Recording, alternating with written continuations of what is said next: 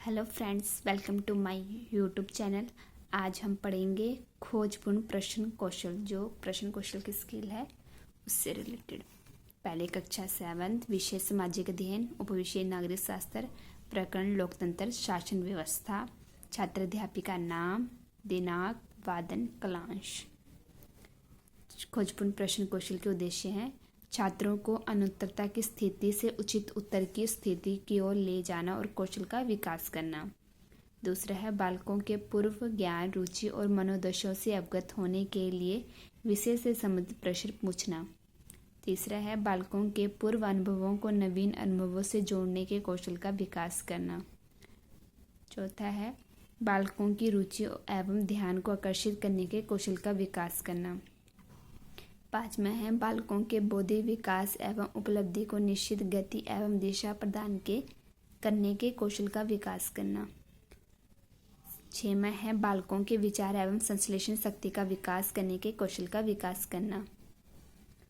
सातवां है पाठ्य पुस्तक की पुनर्वृत्ति एवं उचित व्याख्या करने के कौशल का विकास करना। आठवां है बालकों के ज्ञान का मूल्यांकन करने के लिए।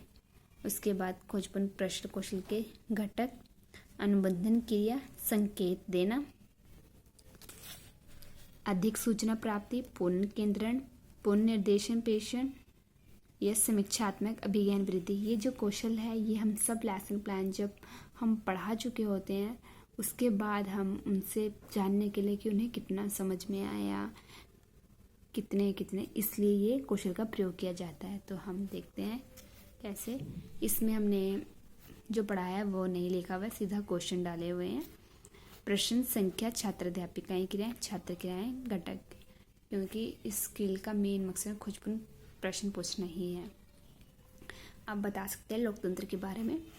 पहला क्वेश्चन जैसे हम पूछेंगे, प्राचीन काल में कौन शासन करते थे? तो छात्र उत्तर देंगे, प्राचीन काल में राजा महाराजा शासन करते थे।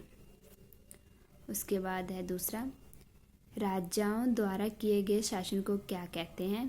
तो छात्र उत्तर देंगे, राजाओं द्वारा किए गए शासन को राजतंत्रात्मक शासन कहते हैं।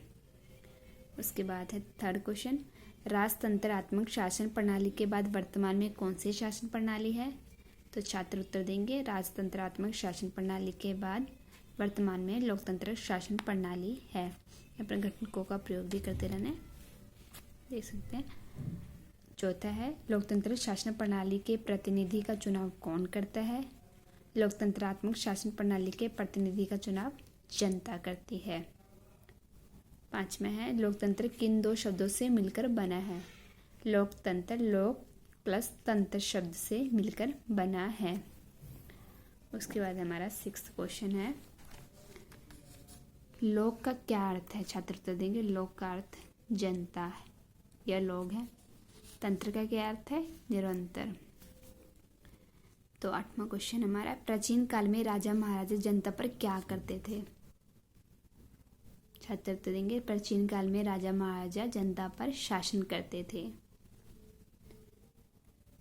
तो तंत्र का क्या अर्थ है?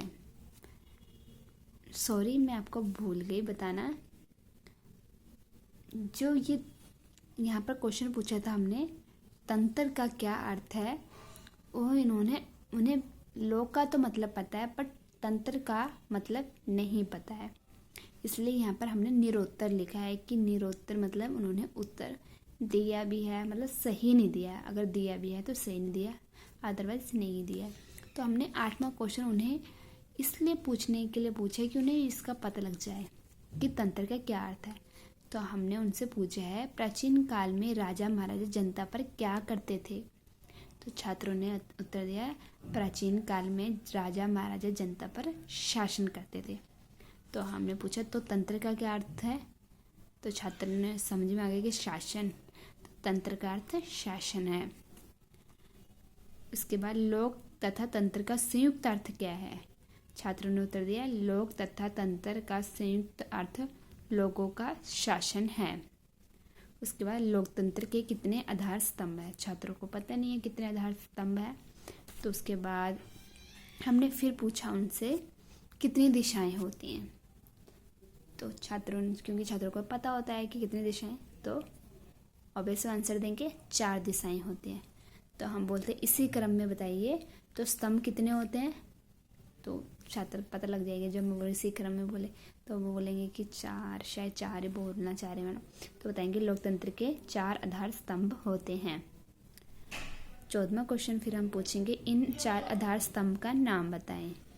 तो छात्र उत्तर देंगे विधान पालिका, कार्यपालिका, न्यायपालिका या मीडिया लोकतंत्र के आधार स्तंभ। अगर नहीं बताता है तो हम पूछेंगे जो कानून बनाता है उसे क्या करता है, जो काम करता है उसे क्या कहते हैं, तो हम बताएंगे कि इनके आधार स्तंभ है। उसके बाद आ जाते हैं हमारी अवलोकन सारणी। ये अनुबंधन क्रिया, हमने संकेत दिया है कि नहीं दिया, अधिक सूचना प्राप्ति की है, पूर्ण केंद्रण किया है, पूर्ण निर्देशन किया है, समीक्षात्मक अभिज्ञान हमने उनके ज्ञान को किया। तो सुझाव जो टीचर हमें देगी। अगर आपको हमारी वीडियो पसंद आई हो लाइक शेयर एंड सब्सक्राइब करना ना भूलें। मिलते हैं नेक्स्ट वीडियो में।